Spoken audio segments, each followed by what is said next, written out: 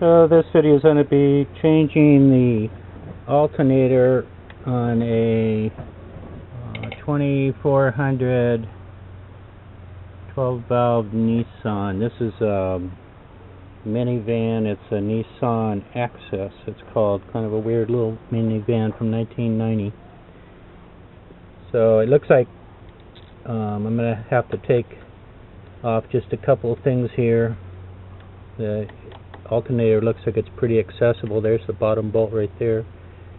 There's the top bolt right here in the adjuster. So I'm probably going to do this as a video that's has still images inserted in it just along the way. That way I can cut down on my time, my filming time. So first I'm going to just take off these couple of things, loosen the tensioner bolts up, and then see if I can get that bottom bolt out. One thing I noticed on this bottom bolt is it's aimed directly at this oil dipstick tube, which is another engineering marvel. So I don't know if I'm going to have enough room to actually get that bolt back and pass that tube to get the alternator up or not. But we'll see. Okay, so here goes.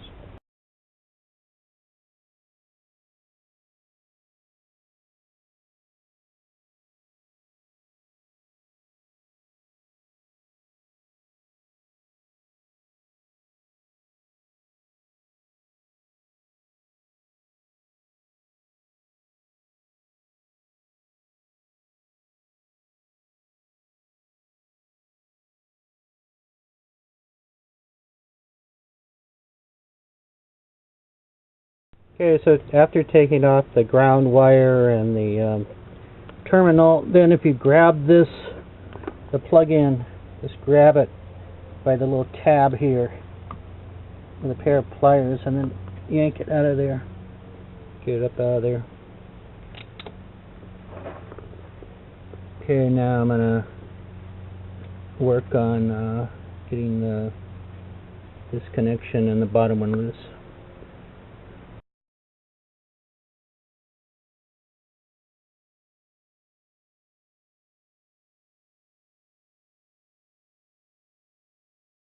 Okay, so this is a bit odd here. This bottom bolt is 14, I think. Fits pretty good, but I can loosen it up and it's not affecting the other one on the other side, and the other side appears to be also a bolt. So I'm not sure what they've done here. It doesn't appear that there's a rod going between there. I'm just going to have to take them out and then pull it up to see. The old one doesn't really give any indication of what's on the bottom.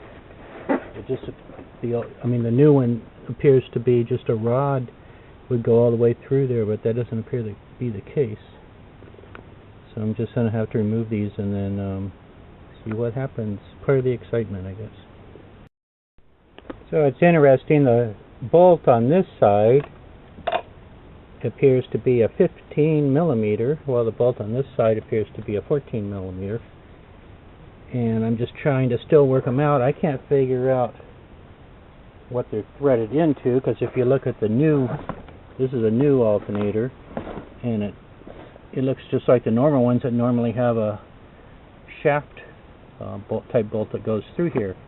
Unless this has some type of inserts, when you feel underneath there, it feels like there's a continuous rod going across.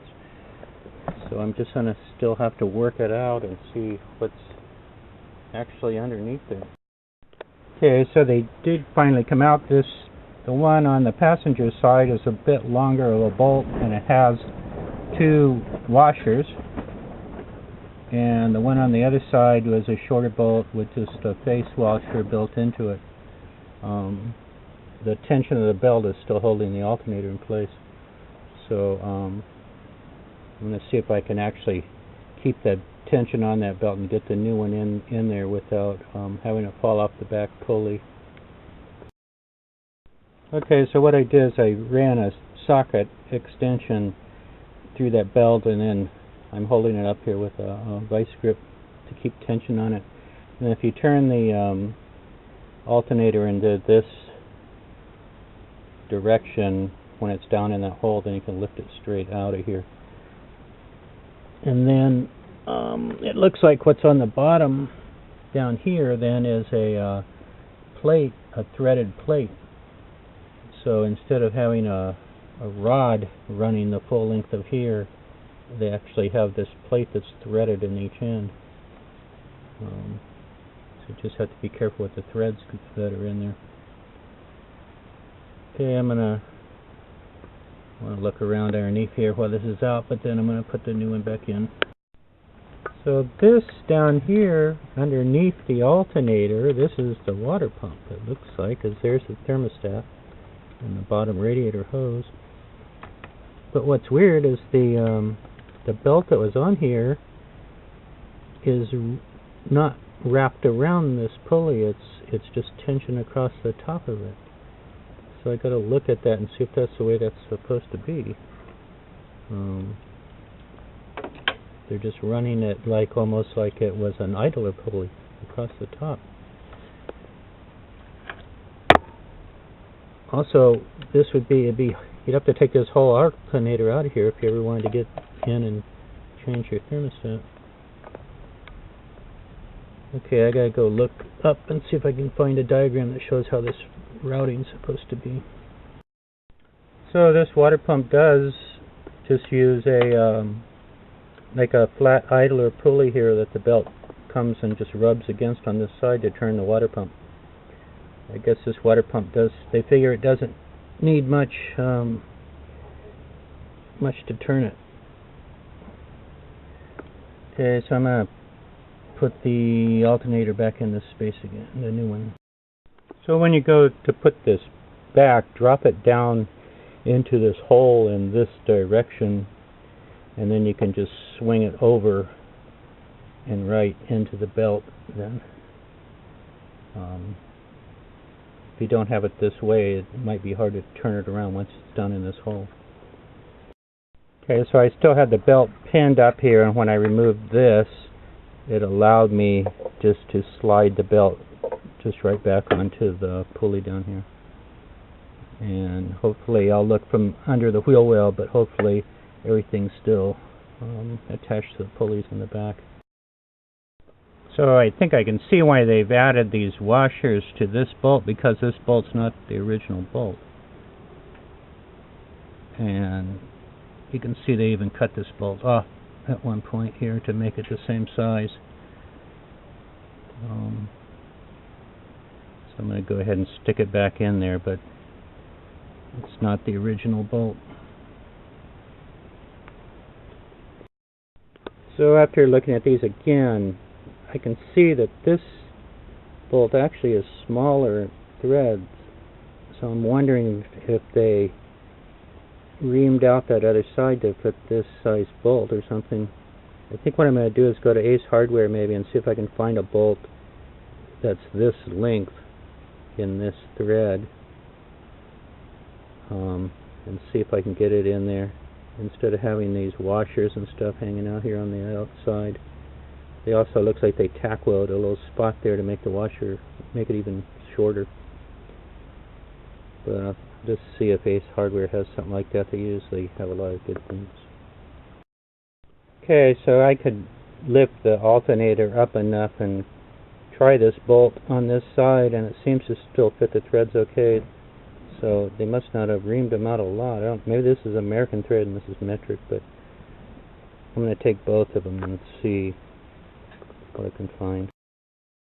Okay, so I can see what they were attempting to do by welding this little tab on here and making this washer stick further out is that there's no threads in this part of the alternator, and so that part sticking through there was basically where the threads are.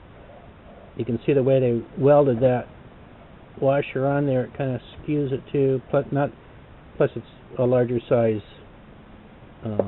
thread than the original bolts. So what I did is I went and got a longer one that's this long, and then I'm going to cut it off. I'm going to cut it off back here to give it a little bit more thread than what this does. I'll probably give it about that much more thread. and then I'll put a washer with a lock nut, so that's going to bring it back here, and then put that in so it's not like this. Okay, so I gotta get my cutter and cut this off. Okay, so I threaded that in as far as it go with a lock nut and washer, and then I marked it with a Sharpie, so then that'll tell me how much I'll have to cut off on the other side, and I'll go just a hair bit. Okay, so then this is the cut down one, and then what I did is I tapered it a little bit and then chased it with a nut for the appropriate size there to make sure the threads are okay. And so I'm going to get rid of this guy and take the nut off this one and put it in. So I put a little bit of just ultra gray, a little dab on the top of this just to let it go in the threads and give it some anti-vibration properties there. So this, when you're trying to get these bolts in the bottom lined up, if you just stick a screwdriver or something in this top hole, it should bring it up to about the right height. You could probably even stick the bolt in, but it's going to make it a lot closer as far as trying to move it around. And you can line these other holes up down there by just having something that's a little pin to stick in to get the hole in the right place before you try to put the bolt in. Okay, I'm going to go ahead and attach this. Okay, so now with the two bottom bolts in, you want to get this adjuster bolt back. So make sure this thing here is the threaded parts on top, not the bottom, because this angle here has to be straight. So have the threaded part of it on top, and the bolt goes through the bottom. And then to get it in there, it's going to be, if you got the belt on, it's going to be all the way this way. So you're going to have to really push this belt up this direction and then turn the bolt with the other hand. And just make sure you get it threaded correctly. Don't try and tighten it down till you're sure that these threads are actually going in here correctly. You don't want to strip this aluminum out. Okay, so an extension under the hose gets you past the hose, so you can drive this in, but don't tighten it here because you have to pull this adjustment back. This is what's going to tighten your belt, so you have to pull this adjustment back and then lock it down here once you get where you want it. And then once that's done, you can lock down those bottom bolts because they're allowing it to swivel while this is pulling back. So this you just want to take up close. You can tell because the bolt's going to be just flush with the back here almost. And then tighten this down to pull the belt tight. Okay, so apparently the tension on this is 1/4 inch to a little bit more, so that's where I'm going to start. It's a serpentine belt though, so I might make it a little tighter, but better looser than tighter. And besides locking it down here, remember to go back and tighten each of these bottom pivoting bolts on each side. And then you can just hook up your wiring. And since you have this apart, I mean this far, just wipe off your wiring, get some of the grease off it and the other little fittings that are underneath here, so it makes it nicer for the next guy that has to go in there and do stuff.